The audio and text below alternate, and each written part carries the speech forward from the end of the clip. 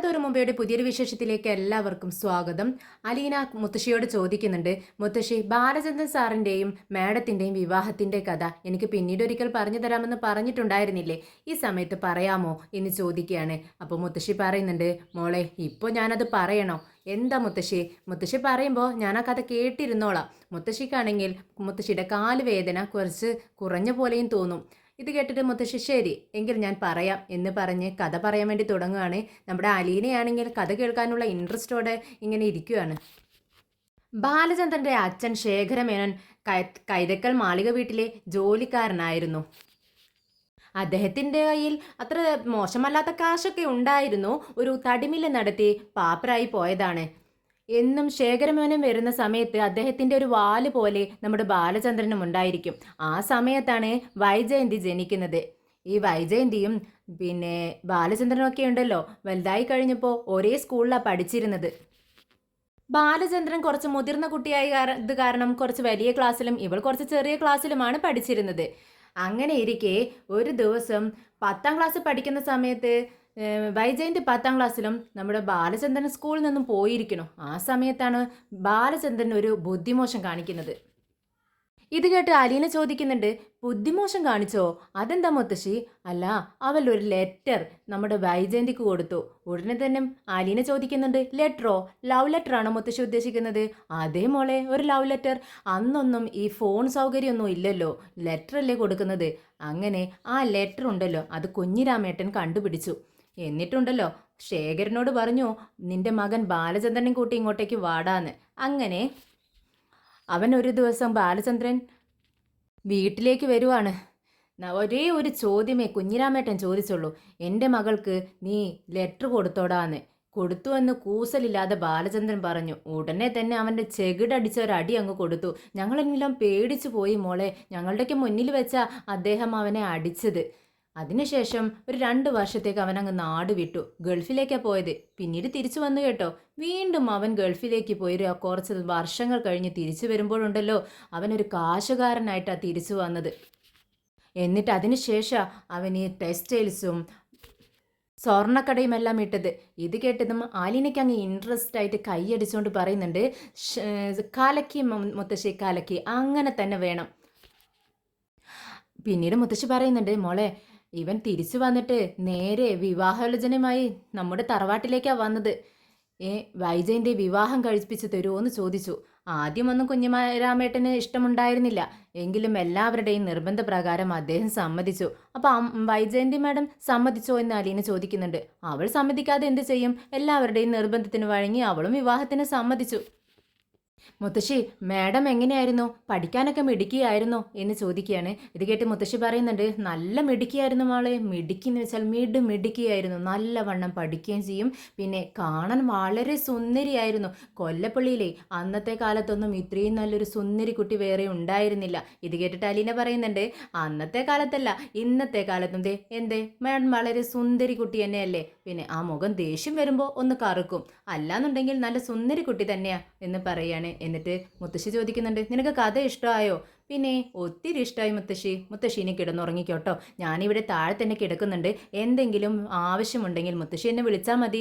അതിനെന്താ മോളെ, നീ ഇവിടെ തന്നെ ഉണ്ടല്ലോ, ആ സമാധാനത്തിൽ ഞാൻ ഉറങ്ങിക്കോളാം എന്ന് പറയാണ്. അങ്ങനെ അലീന മുത്തശ്ശി പുതപ്പിച്ച് കിടത്തിയതിന് ശേഷം താഴെ ഒരു പായ വിരിച്ച് അതിൽ കിടക്കുവാണ്. കിടക്കുന്ന സമയത്ത് അലീനയുടെ മനസ്സിൽ മുത്തശ്ശി പറഞ്ഞ കഥകൾ തന്നെയാണ്. അങ്ങനെ ഉറങ്ങാതെ കുറച്ച് നേരം കിടന്ന് എപ്പോഴോ ഉറങ്ങിപ്പോകുന്നുണ്ട് അലീന. പിന്നീട് മുത്തശ്ശിയുടെ നിലവിളി കേട്ടുകൊണ്ടാണ് അലീന ഉണരുന്നത്. അയ്യോ, എനിക്ക് വയ്യായേ, വേദനിച്ചിട്ട് സഹിക്കാൻ പറ്റുന്നില്ലേ എന്നൊക്കെ പറയുന്നുണ്ട് മുത്തശ്ശി. ഞെട്ടി ഉണർന്നുകൊണ്ട് അലീന ചോദിക്കുന്നുണ്ട്, എന്ത് പറ്റി മുത്തശ്ശി? മോളെ, എനിക്ക് തീരെ വയ്യ, കാലൊക്കെ വേദന എടുക്കുന്നു, വളരെ നല്ല ബുദ്ധിമുട്ടുണ്ട്, എനിക്ക് സഹിക്കാൻ പറ്റുന്നില്ല മോളെ. ഉടനെ അലീന ചെന്ന് പറയുന്നുണ്ട്, മുത്തശ്ശി, അപ്പോൾ അന്ന് വീണതിൽ മുത്തശ്ശിക്ക് എന്തെങ്കിലും പറ്റിയിട്ടുണ്ടാവും, അതുകൊണ്ടായിരിക്കുമോ ഇങ്ങനെ വേദന എടുക്കുന്നതെന്ന് ചോദിക്കുകയാണ്. മുത്തശ്ശി പറയുന്നുണ്ട്, എനിക്കറിയത്തില്ല മോളെ, എനിക്ക് നന്നായി വേദനിക്കുന്നുണ്ട്, അത് മാത്രമേ എനിക്ക് അറിയൂ. ഞാൻ ഒരുപോലെ കണ്ണടച്ചിട്ടില്ല, നിനക്കറിയോ, വേദന കൊണ്ട് പുളയായിരുന്നു കിടന്നിട്ട്. ആ വേദനയുടെ ഗുളികയില്ലേ ഒരു 2-3 ഇങ്ങോട്ട് എടുക്ക്, ഞാൻ കഴിക്കട്ടെ എന്ന് പറയും. ഇത് കേട്ടിട്ടും അലീന പറയുന്നുണ്ട്, മുത്തശ്ശി വേദനയുടെ ഗുളിക അങ്ങനെയൊന്നും കഴിക്കാൻ പറ്റത്തില്ല, മുത്തശ്ശി ഉറങ്ങുന്ന സമയത്ത് ഞാൻ തന്നതല്ലേ, ഇനി തരാൻ പറ്റത്തില്ല മുത്തശ്ശി എന്ന് പറയുമ്പോൾ, എന്നാ നീ വൈജയന്തി ഒന്ന് വിളിക്കും മോളെ എന്ന് പറയുമ്പോൾ അലീന പറയുന്നുണ്ട്, അത് മാഡം വിളിച്ചാലും രാവിലെ ഡോക്ടറെ അടുത്ത് പോകാമെന്നേ പറയത്തുള്ളൂ, എനിക്കറിയാം മുത്തശ്ശി, എന്നാലേ നീ ചെന്ന് ആ ബാലചന്ദ്രനോട് വരാൻ പറയാ, അവനാവുമ്പോൾ ഞാൻ പറയുന്നത് പോലെ കേൾക്കും, അവനാണ് കുറച്ച് മനസ്സലിവുള്ളൂ എന്ന് പറയാണ്. മടിച്ചാണെങ്കിലും ശരി മുത്തശ്ശി എന്ന് പറഞ്ഞുകൊണ്ട് റൂമിൽ നിന്ന് ഇറങ്ങുന്നുണ്ട് അലീന. എന്നാൽ അലീനയ്ക്ക് അവരെ അങ്ങ് വിളിക്കാൻ തോന്നുന്നില്ല. വൈജയന്തിയുടെ സ്വഭാവം അറിയാലോ, വൈജയന്തിയുടെ പ്രതികരണം എങ്ങനെയാവും എന്നറിയില്ല. അവരുടെ റൂമിൻ്റെ ഡോറിനടുത്ത് ചെന്ന് വീണ്ടും തിരികെ തൻ്റെ റൂമിലേക്ക് തന്നെ വരികയാണ് അലീന. പക്ഷേ ഡോറിനടുത്തെത്തിയതും മുത്തശ്ശിയുടെ നിലവിളി വീണ്ടും കേൾക്കുകയാണ്. എനിക്ക് വയ്യായേ, സഹിക്കാൻ പറ്റുന്നില്ലേ എന്നുള്ള നിലവിളി കേട്ടുകൊണ്ട് വീണ്ടും അലീന എന്ത് സംഭവിച്ചാലും വേണ്ടില്ല ബാലചന്ദ്രൻ സാറിനെ വിളിക്കാമെന്ന് ഉറപ്പിച്ചുകൊണ്ട് തന്നെ ഡോറിൽ തട്ടുവാണ്. രണ്ടുപേരെയും മാറി മാറി വിളിക്കുന്നുണ്ട്. സാറേ സാറേ, മാഡം എന്നിങ്ങനെ മാറി മാറി വിളിക്കുന്നുണ്ട്. പെട്ടെന്ന് ബാലചന്ദ്രൻ വന്ന് ഡോറ് തുറന്ന് നോക്കുന്നുണ്ട്. എന്താ അലീനെ, എന്താ ഈ നേരത്തെന്ന് ചോദിക്കുകയാണ്. സാറേ, മുത്തശ്ശിക്ക് തീരെ വയ്യ, വേദന എടുത്ത് കരയുവാണെന്ന് പറയുന്നുണ്ട്. അതെന്ത് പറ്റി? കാലിലെ പ്ലാസ്റ്ററൊക്കെ എടുത്തതല്ലേ, അമ്മയ്ക്ക് കുഴപ്പമൊന്നും ഉണ്ടായിരുന്നില്ലല്ലോ എന്ന് പറയുന്നുണ്ട് ബാലചന്ദ്രൻ. അപ്പോഴേക്കും ബാലചന്ദ്രൻ്റെ പിറകെ തന്നെ വൈജയന്തി എഴുന്നേറ്റ് വരുന്നുണ്ട്. നീ എന്താടി ഈ സമയത്ത്, മനുഷ്യർക്ക് ഉറങ്ങൊന്നും വേണ്ടേ, എന്തിനാ വിളിച്ചുണർത്തിയതെന്ന് ചോദിക്കുകയാണ്. അമ്മയ്ക്ക് തീരെ വയ്യ മാഡം, അമ്മയ്ക്ക് ഹോസ്പിറ്റലിൽ പോകണമെന്ന് പറയുന്നുണ്ട് എന്ന് പറയുന്നു. ഇത് കേട്ടതും വൈജയന്തി പറയുന്നുണ്ട്, എന്താ ഇത്, നേരം സമയമൊന്നും നിനക്ക് അറിയത്തില്ലേ, നേരം എത്രയായി, ഈ സമയത്താണോ ഹോസ്പിറ്റലിൽ പോകുന്നത്? നേരത്തിൻ്റെ കാര്യം പറഞ്ഞാൽ മുത്തശ്ശിയുടെ വേദന മാറുമോ എന്ന് അലീന തിരിച്ചു ചോദിക്കുന്നുണ്ട്. ഇത് കേട്ടതും വൈജയന്തിക്ക് ദേഷ്യം വരികയാണ്. നീ എന്താടി അർത്ഥം വെച്ച് സംസാരിക്കുന്നതെന്ന് ചോദിക്കുന്നുണ്ട്. പെട്ടെന്ന് ബാലചന്ദ്രൻ പറയുന്നുണ്ട്, അലീനെ നീ അങ്ങ് റൂമിലേക്ക് പോയിക്കോ, ഞങ്ങളങ്ങ് വരാം എന്ന് പറഞ്ഞുകൊണ്ട് അലീന പെട്ടെന്ന് റൂമിലേക്ക് പോവാണ്. അവിടെ ചെന്നതും മുത്തശ്ശി വേദന എടുത്ത് ഇങ്ങനെ സങ്കടപ്പെട്ട് കിടക്കുകയാണ്. മുത്തശ്ശി, ഞാൻ സാറിനെ വിളിച്ചിട്ടുണ്ട്, ഇപ്പോൾ വരുമെന്ന് അലീന പറയുന്നുണ്ട്. പെട്ടെന്ന് തന്നെ ബാലചന്ദ്രനും വൈജയന്തിയും റൂമിലേക്ക് എത്തുന്നുണ്ട്.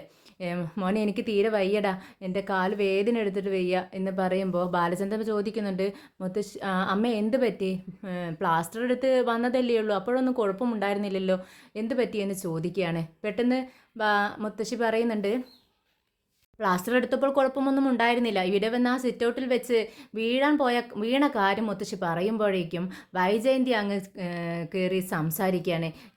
അമ്മയ്ക്ക് രാവിലെ ഡോക്ടറെ അടുത്ത് പോയാൽ മതിയോ എന്ന് ചോദിക്കുകയാണ്.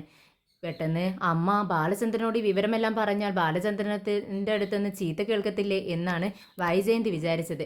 അപ്പം മുത്തശ്ശി പറയുന്നുണ്ട്, എനിക്ക് ഇപ്പോൾ തന്നെ പോകണം, എനിക്ക് തീരെ വയ്യ, അതുകൊണ്ടാണ് ഞാൻ പറയുന്നത്, എനിക്ക് തീരെ വയ്യ വൈജയന്തി എന്ന് പറയുകയാണ്. ഇത് കേട്ടും ബാലചന്ദ്രൻ പറയുന്നത്, എന്നാൽ ശരി നമുക്ക് ഹോസ്പിറ്റലിലേക്ക് പോവാം എന്നും പറഞ്ഞുകൊണ്ട് റൂമിലേക്ക് പോകാൻ വേണ്ടി നിൽക്കുവാണ്, ഡ്രസ്സ് മാറ്റാനായിട്ട്. അപ്പോൾ വൈജയന്തി ചോദിക്കുന്നുണ്ട്, ഞാൻ വരണോ? പിന്നെ നീ വരണ്ടേ, എന്താ നിനക്കൊരു സംശയമെന്ന് ചോദിക്കുകയാണ്. പെട്ടെന്ന് നമ്മുടെ അലീന പറയുന്നുണ്ട്, സാറേ ഞാൻ വരാം. അത് കേട്ട് ബാലചന്ദ്രൻ പറയുന്നുണ്ട്, വേണ്ട നീ വരണ്ട, നീ ഇവിടുത്തെ കാര്യങ്ങൾ നോക്കിയാൽ മതി, ഇത് ഇവളുടെ തള്ളയല്ലേ, നിന്റെ തള്ളയല്ലല്ലോ എന്നിങ്ങനെ അർത്ഥം വെച്ചൊരു നോട്ടം വൈജയന്തിയെ നോക്കിക്കൊണ്ടാണ് ബാലചന്ദ്രൻ പറയുന്നത്. വൈജയന്തിക്ക് തീരെ ഇഷ്ടപ്പെടുന്നില്ല. ബാലചന്ദ്രൻ പെട്ടെന്ന് തന്നെ ഡ്രസ്സ് മാറ്റി വരുന്നുണ്ട്. വൈജയന്തിയാണെങ്കിൽ അലീനയെ ഒന്ന് തുറച്ചു നോക്കിക്കൊണ്ടാണ് റൂമിലേക്ക് പോകുന്നത്. അങ്ങനെ പെട്ടെന്ന് തന്നെ അമ്മയും വീൽ ചെയറിൽ ഇരുത്തിക്കൊണ്ട് നമ്മൾ പുറത്തേക്ക് ഇറങ്ങുവാണ്.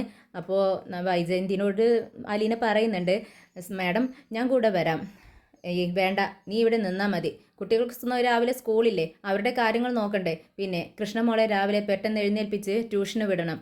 അപ്പോൾ അലീന പറയുന്നുണ്ട്, മാഡം ഇങ്ങോട്ട് വന്നാൽ മതി, ഞാൻ അവിടെ ബൈ സ്റ്റാൻഡറായി നിൽക്കാം. വേണ്ട, ഒരു സ്റ്റാൻഡറായിട്ട് നിൽക്കണ്ടെന്ന് പറഞ്ഞില്ലേ, എൻ്റെ ആവശ്യമേ അവിടെയുള്ളൂ, നീ പറഞ്ഞതങ്ങ് അനുസരിച്ചാൽ മതി എന്ന് പറഞ്ഞ് ചൂടായിക്കൊണ്ടാണ് അവിടെ നിന്നും പോകുന്നത്. പെട്ടെന്ന് തന്നെ അമ്മയെ എല്ലാവരും കൂടെ വണ്ടിയിലേക്ക് കയറ്റുന്നുണ്ട്. അപ്പോൾ നമ്മുടെ ബാലചന്ദ്രൻ പറയുന്നുണ്ട്, അലീനെ വീട് നിന്നെ ഏൽപ്പിച്ചിടാണ് ഞങ്ങൾ പോകുന്നത്, നന്നായി നോക്കിക്കൊള്ളണം, പിള്ളേരെ നോക്കിക്കൊള്ളണം, ആര് വന്നാലും ഡോറ് തുറക്കണ്ട, ചെന്ന് കിടന്ന് ഉറങ്ങിക്കോ എന്ന് പറയാണ്. ശരി സാർ, ഞാൻ ശ്രദ്ധിച്ചോളാം എന്ന് പറയുന്നുണ്ട്.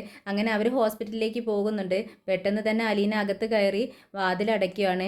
അലീനയ്ക്കാണെങ്കിൽ മുത്തശ്ശിയുടെ അവസ്ഥ കണ്ട് വളരെ സങ്കടം ആവുന്നുണ്ട്. പിറ്റേന്ന് രാവിലെ തന്നെ ആംബുലൻസിൻ്റെ സൗണ്ട് കൊണ്ടാണ് നമ്മുടെ അലീന മുറ്റത്തേക്ക് ഇറങ്ങി ഓടുന്നത്. ആംബുലൻസ് വരുന്നത് കണ്ട് അലീന ആകെ പേടിച്ചിരിക്കുകയാണ്. അതിൽ നിന്നും ഒരു സ്ട്രക്ചറിൽ മുത്തശ്ശിയെ ഇറക്കുന്നുണ്ട്. വൈജയന്തിയും ബാലചന്ദ്രനും പിറകെ വരുന്നുണ്ട്. എന്താ പറ്റി മുത്തശ്ശി, എന്ത് പറ്റി എന്നിങ്ങനെ ചോദിക്കുന്നുണ്ട്. മുത്തശ്ശി ദയനീയമായ ഒരു നോട്ടം അലീനയുടെ മുഖത്തേക്ക് നോക്കുന്നുണ്ട്. അങ്ങനെ മുത്തശ്ശിയെ റൂമിൽ കൊണ്ടുപോയി കിടത്തുന്നുണ്ട്. അപ്പോഴാണ് അലീന ഇത് കാണുന്നത്. മുത്തശ്ശിയുടെ അരയിലൊരു ബെൽറ്റ് ഇട്ടിട്ടുണ്ട്. എങ്ങനെയുണ്ട് മുത്തശ്ശി, വേദനയുണ്ടോ എന്ന് അലീന ചോദിക്കുകയാണ്. ആകെ വേദന മാത്രമേ ഉള്ളൂ മോളെ എന്ന് മുത്തശ്ശിയും പറയുന്നുണ്ട്. അങ്ങനെ ഇതിനെല്ലാം കാരണക്കാരി ഇവളാണ്, ഇവൾ ഒറ്റൊരുത്തിയാണെന്ന് വൈജയന്തി നോക്കിക്കൊണ്ട് അമ്മ പറയുന്നത് കേട്ട് ബാലചന്ദ്രൻ ചോദിക്കുന്നുണ്ട്, എന്താ അമ്മേ, എന്താ കാര്യം, അമ്മ ഇങ്ങനെ പറയാൻ എന്താ കാരണമെന്ന് ചോദിക്കുകയാണ്. അപ്പോൾ അമ്മ ഉണ്ടായ സംഭവം എല്ലാം പറയുക. ഞാനേ അവിടെ പോയി പ്ലാസ്റ്റർ ഊരിയതിന് ശേഷം നടക്കുകയൊക്കെ ചെയ്തതാ. ഇവിടെ വന്നതും ഈ സ്റ്റെപ്പ് കയറുമ്പോൾ എന്നെ പിടിക്കാമെന്ന് ഈ മോള് പറഞ്ഞതാ, അലീന മോള് പറഞ്ഞതാ. പക്ഷേ ഇവളുണ്ടോ സമ്മതിക്കുന്നു, ഇവളുടെ അഹങ്കാരം. നീ അന്ന് ജ്വല്ലറിയിൽ വെച്ച് ആ കുട്ടിയുടെ കയ്യിൽ കീ കൊടുത്തില്ലേ, വീടിൻ്റെ കീ, ആ കീ കൊടുത്ത് ഈ വീട്ടിൽ ആ കുട്ടി കയറി ഇരുന്നില്ലേ, അതിൻ്റെ ദേഷ്യം തീർക്കാൻ വേണ്ടി ഇവൾ ചെയ്തതാ. അഹങ്കാരമായി ഇവൾക്ക്. എന്നിട്ട് എന്താ കാര്യം, ഞാനീ കിടപ്പിലായില്ലേ, അവൾക്ക് എന്താ എന്ത് വന്നാൽ എന്താ എന്ന് ചോദിക്കുകയാണ്.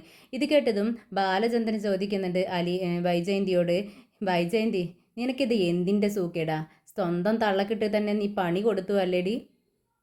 കഷ്ടം എന്നും പറഞ്ഞുകൊണ്ട് ബാലചന്ദ്രൻ അവിടെ നിന്നും ഇറങ്ങിപ്പോകുന്നുണ്ട്.